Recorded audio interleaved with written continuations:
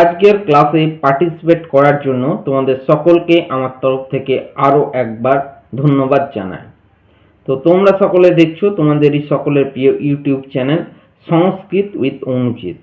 তো প্রত্যেকবারের মতো আজকেও আমাদের একটি অত্যন্ত গুরুত্বপূর্ণ আলোচনা, সেটা তোমরা বুঝতে পারছো, সেটা হচ্ছে ক্লাস 12-এর থার্ড সেমিস্টারের যে তোমাদের পৌরাণিক আর লৌকিক সংস্কৃত সাহিত্যের ইতিহাস ছিল, তার মধ্যে আগের ভিডিওতে আমরা কিন্তু ভাষের সময়কাল, ভাষের ভূমিকা, ভাষ সংস্থা ইত্যাদি নিয়ে আলোচনা করেছিলাম। আজ আমাদের আলোচনার বিষয় হচ্ছে ভাষের যে 13টি নাটকের সম্বন্ধে আগের ভিডিওতে বা আগের ক্লাসে আলোচনা করেছিলাম। আজ সেই 13টি নাটকের বিষয়বস্তু সংক্ষিপ্তভাবে গল্প আকারে আমি তোমাদের ভালোভাবে বোঝানোর চেষ্টা করব। তো এর আগের ভিডিওটি যারা এখনো দেখে উঠতে পারোনি তারা আমাদের চ্যানেলে গিয়ে দেখে নিতে পারো, এবং আমি তোমাদের যাতে আরো হেল্প হয় তার জন্য আমি এই ভিডিওর শেষে এন্ড স্ক্রিনেও কিন্তু সেই ভিডিওটি দিয়ে দেবো।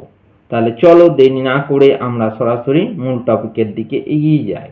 দেখো, ভাষের 13খানি নাটকের সংক্ষিপ্ত পরিচয়। প্রথমে রয়েছে প্রতিমা। এটি 7 অঙ্কের একটি পূর্ণাঙ্গ নাটক। রামের রাজ্যাভিষেক থেকে শুরু করে রাবণ বধ করে পুনরায় রামের অযোধ্যায় প্রত্যাবর্তন পর্যন্ত কাহিনী এই নাটকের উপজীব্য। মানে রামের রাজ্যের অভিষেক থেকে শুরু করে রাবণ বধ প্রত্যেকটি কাহিনী কিন্তু রামের অযোধ্যায় আবার পুনরায় ফিরে আসার কাহিনী কিন্তু এই নাটকের মূল বিষয়। মাতুলালয় থেকে ফিরে এসে ভরত প্রতিমা গৃহে প্রবেশ করে পিতার মূর্তি দেখে জানতে পারলেন যে মাতুলালয় মানে মামার বাড়ি, যে পিতা মারা গেছেন। প্রতিমা গৃহের কল্পনায় ভাসের নবতম চিন্তা শক্তির পরিচয় মেলে এবং সেই গৃহের ঘটনার প্রাধান্যে নাটকের নামকরণ সার্থক হয়। পিতার মৃত্যু সংবাদ ভরতকে সোজাসুজি জানানোর পূর্বে এরূপ কৌশলে জানিয়ে নাট্যকার ভরতের মনকে ক্রমশ দারুণ দুঃখ সহনের অনুকূল করার উদ্দেশ্যেই এই প্রতিমা দর্শনের অঙ্কটি যুক্ত করেছেন, এবং এই অঙ্কের দৃশ্যগুলি দর্শকদের মনকে বেশি অভিভূত করেছে বলে নাটকের নাম রাখা হয়েছে প্রতিমা। বুঝতে পারলে প্রতিমার নাম কেন হয়েছে? সরল সাবলীল ভাষায় গভীর ভাব প্রকাশে এই গ্রন্থের তুলনা নেই। নেক্সট আছে তোমাদের অভিষেক নাটক।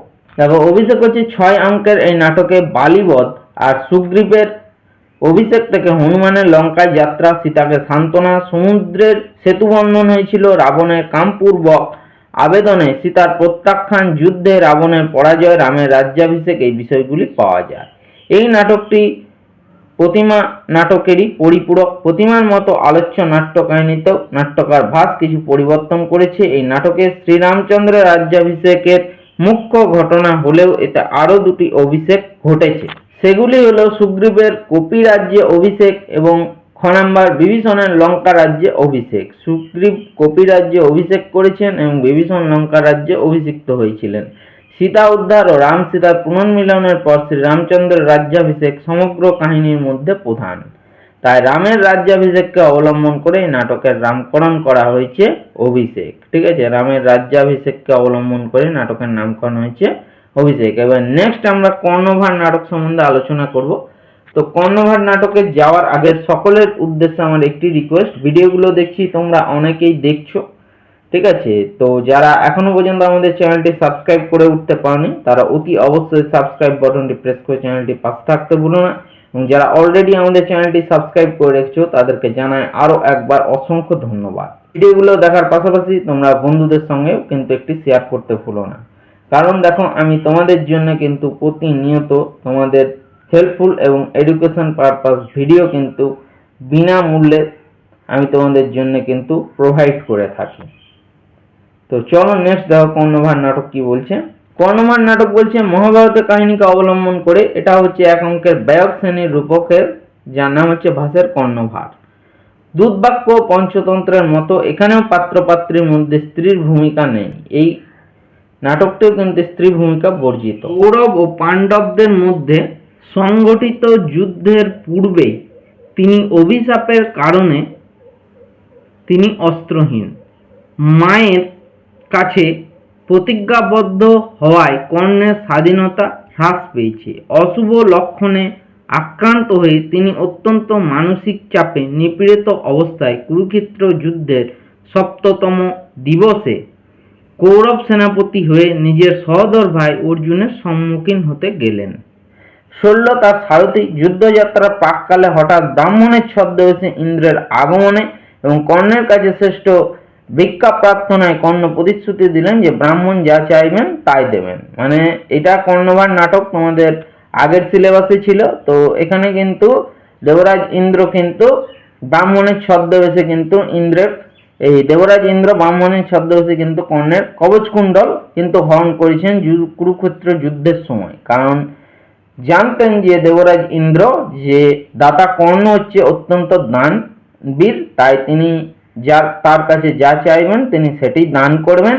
এবং এটা কিন্তু শ্রীকৃষ্ণের একটি কৌশল ছিল যে কুরুক্ষেত্রের যুদ্ধে কিন্তু বীর যোদ্ধা কর্ণের কিন্তু কবচকুণ্ডল হরণ করতেই হবে যুদ্ধ জয়লাভ করার জন্য।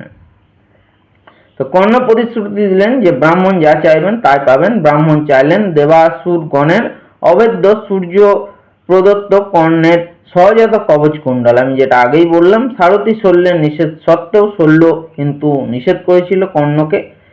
কর্ণের রথের সারথি ছিল হচ্ছে শল্য, ঠিক আছে। তো শল্যর নিষেধ সত্ত্বেও কিন্তু দানের ফল অক্ষয়, এই মহৎ বিশ্বাসে দানবীর কর্ণ সেই কবচকুণ্ডল কিন্তু চক্র অর্থাৎ দেবরাজ ইন্দ্রের হাতে তুলে দিয়েছিলেন। পরে দেবরাজ ইন্দ্র বিমলা নামে একটি অব্যর্থ অস্ত্র কর্ণকে উপহার দেওয়ার জন্য দেবদূতকে তার কাছে পাঠান। তো তার পরিবর্তে কিন্তু দেবরাজ ইন্দ্র কর্ণকে কিন্তু বিমলা নামক একটি অস্ত্র দান করেছিলেন। নেক্সট দেখো দূতবাক্য নাটক কি বলা হচ্ছে। দূতবাক্য হচ্ছে এক অঙ্কের একটি নাটক। কাহিনীর উৎস হচ্ছে মহাভারতের উদ্যোগ পর্ব। বেশিরভাগ নাটক কিন্তু মহাভারত থেকেই নেওয়া হয়েছে। কুরু পাণ্ডবদের সন্ধির প্রস্তাব নিয়ে স্বয়ং শ্রীকৃষ্ণ শান্তির দূত রূপে দুর্যোধনের কাছে উপস্থিত হন। হঠাৎ সেখানে দ্রৌপদীর কেশাকর্ষণের চিত্রটি তিনি দেখতে পান। সেই সময় কিন্তু দ্রৌপদীর কেশ অর্থাৎ চুল ধরে আকর্ষণ অর্থাৎ চুল ধরে টানছেন এরকম একটি কিন্তু ছবি শ্রীকৃষ্ণ দেখতে পান, ঠিক আছে। আবার শ্রীকৃষ্ণ সেখানে উপস্থিত হওয়া মাত্র দুর্যোধন সিংহাসন থেকে ভূমিতে পড়ে যান। এটি নিঃসন্দেহে অশুভ ঘটনা। যাই হোক, শ্রীকৃষ্ণ পাণ্ডবদের জন্য রাজ্যাংশ দাবি করেন, কিন্তু দুর্যোধন সুচ্যুগ্র পরিমিত ভূমি দান করতে রাজি হলেন না। কিন্তু দুর্যোধন বললেন যে না, আমি একটুকু ভূমি কিন্তু দান করতে রাজি নয়। তাছাড়া দূতরূপে আগত শ্রীকৃষ্ণকে দুর্যোধন নানাভাবে অপমান করতে থাকেন। অবশেষে দুর্যোধন ও কৃষ্ণের তীব্র বাদানুবাদ ব্যঙ্গোক্তির দ্বারা নাটকীয়তার চরম উৎকর্ষতা শ্রীকৃষ্ণের বিশ্বরূপ দর্শনের রোমাঞ্চকর দৃশ্য। সেই সময় কিন্তু শ্রীকৃষ্ণ বিশ্বরূপ দর্শন করেছিলেন বা বিশ্বরূপ দেখিয়েছিলেন।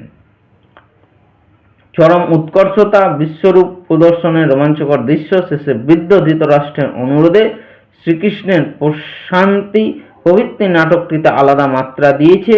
এই নাটকে ভাষার মৌলিকতার পরিচয় থাকলেও কোনো কোনো চরিত্রের ভাষা দীর্ঘ হয় নাটকের গতি খুব শ্লথ হয়েছে। মানে নাটকটি কিন্তু খুব ধীর গতির নাটক। নেক্সট দেখো দূত ঘটোৎকচ। এইগুলো একটু করে তোমরা জেনে রাখো, তাহলে তোমাদের সুবিধা হবে। কোনো ধরো কোশ্চেনের অ্যান্সার তোমাদের ধরো এরকম ভাষের 13টি নাটক সম্বন্ধে তোমরা যদি জেনে রাখো তাহলে তোমাদের কিন্তু পরীক্ষায় একটু হলেও হেল্প হবে বা অ্যান্সার লেখার ক্ষেত্রে। দূত ঘটোৎকচ কি বলা হচ্ছে। দূত ঘটোৎকচ মহাভারতের কাহিনী অবলম্বনে রচিত আলংকারিক পরিভাষায় উৎসৃষ্টি কাঙ্ক্ষ শ্রেণীর দৃশ্যকাব্য। এই নাটকে অন্যায় যুদ্ধে অভিমন্যু নিধন, ধৃতরাষ্ট্রের সম্ভাব্য বিপদ সম্বন্ধে সতর্কবাণী, পাণ্ডবদের দূত হিসেবে ভীমপুত্র ঘটোৎকচের দুর্যোধনের রাজসভায় আগমন এবং অর্জুনের হাতে কৌরবদের নিধন সম্বন্ধে ভবিষ্যৎবাণী প্রভৃতি বিষয় পাওয়া যায়। স্বল্প পরিসরের এই দৃশ্যকাব্যে 52টি সংস্কৃত শ্লোক স্থান পেয়েছে, কিন্তু তার জন্যই নাটকের নাটকীয়তা কোথাও ব্যাঘাত ঘটেনি। এটি নাট্যকারের অন্যতম বৈশিষ্ট্য। নাটকের সংলাপগুলি ক্ষুদ্র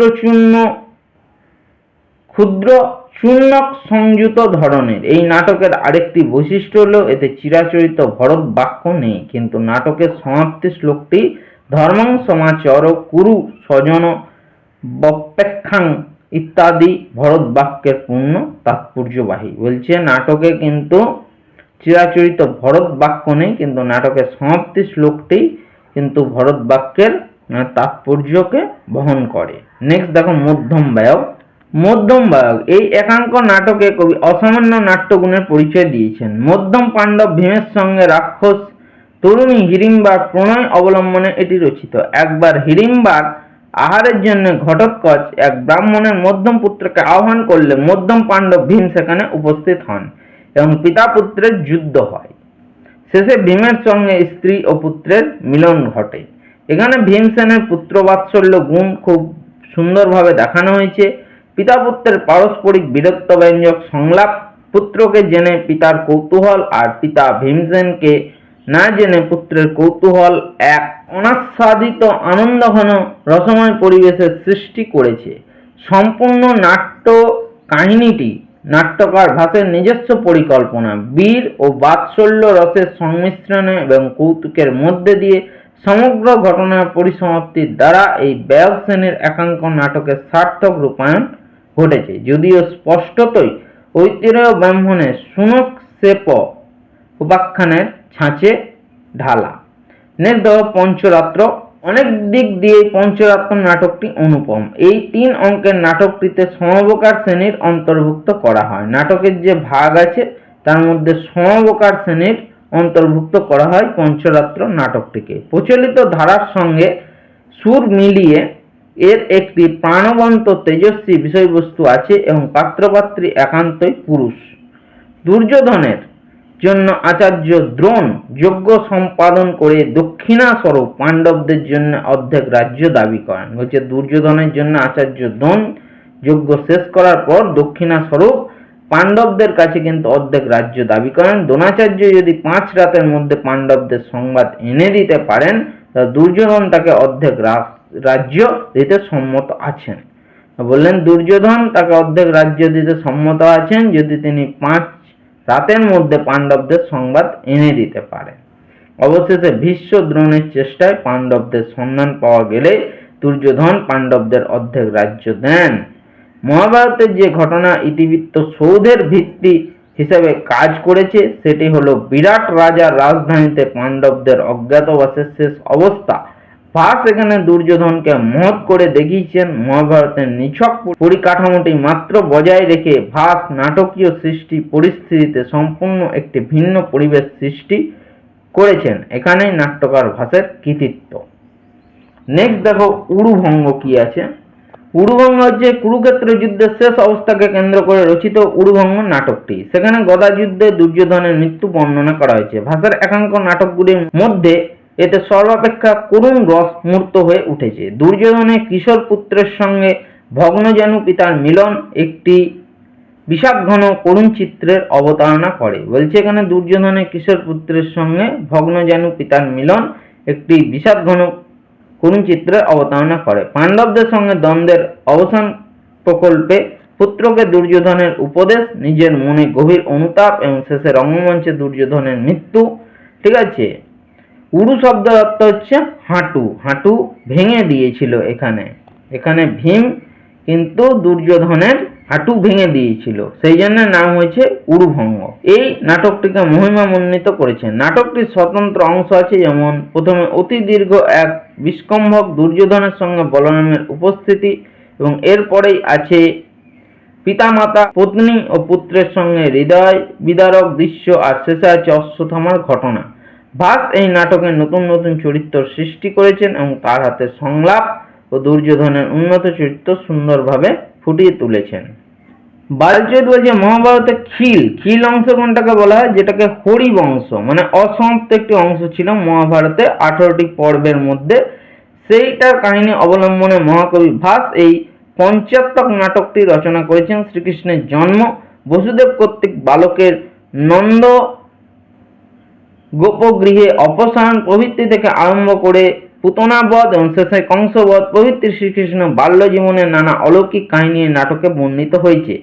শ্রীকৃষ্ণের বা কৃষ্ণের বাল্যকালের অদ্ভুত কীর্তিকলাপ বিষয়ক বালচরিতের প্রধান বৈশিষ্ট্য, মানে শ্রীকৃষ্ণের বাল্য জীবনে কিন্তু অত্যন্ত অদ্ভুত ক্রিয়াকলাপ কিন্তু বালচরিত নাটকের প্রধান বৈশিষ্ট্য। এর মধ্যে পাত্রপাত্রীর সংখ্যা বিপুল সংখ্যক চরিত্র, এটা আছে একদল আরক্ষ প্রহরী, এছাড়া আছে 25 জন পুরুষ চরিত্র, গোপালিকা কন্যা, চণ্ডাল কন্যা, সাপের মহিলা, স্বয়ং সহায়িকাদের 3টি বড় দল এবং 8 জন নারী চরিত্র। এর ভাষা অত্যন্ত সরল, অলৌকিক ঘটনা, প্রচণ্ড দুঃসাহসিক কাজ, চমকপ্রদ যুদ্ধ, দামামা সংযোগের লোকনৃত্য যুব সমাজকে নানাভাবে আকৃষ্ট করে। নাটকটির নামে বালচরিত হলেও বীররসে পরিপূর্ণ। তাছাড়া অদ্ভুত, ভয়ানক, শান্ত, করুণ ও ভক্তিরসের প্রাচুর্য দেখা যায়। তবে নাটকে রাধা, অন্যান্য গোপী অথবা তাদের সঙ্গে কৃষ্ণের প্রণয় লীলার কাহিনীও এই নাটকে পাওয়া যায়নি।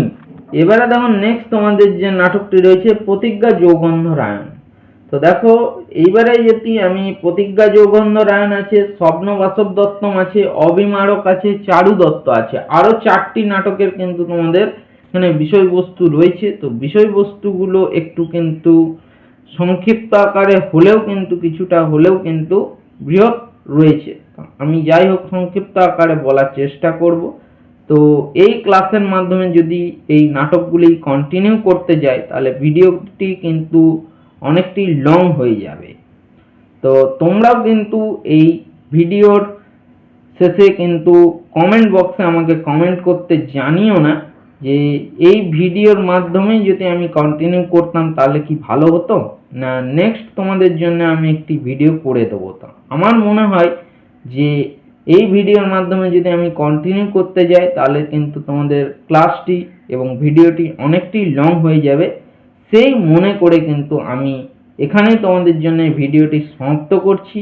এর পরের যে অংশটুকু বা পরের যে নাটকগুলি তোমাদের অসমাপ্ত রইল সেগুলি আমি নেক্সট ক্লাসের মাধ্যমে কিন্তু কমপ্লিট করিয়ে দেবো। আজকের মতো এখানেই তোমাদের এই ক্লাসটি সমাপ্ত করছি। তো ক্লাসটি এতক্ষণ ধৈর্য ধরে শোনার জন্য এবং দেখার জন্য তোমাদের সকলকে আমার তরফ থেকে আরো একবার অসংখ্য ধন্যবাদ জানাই।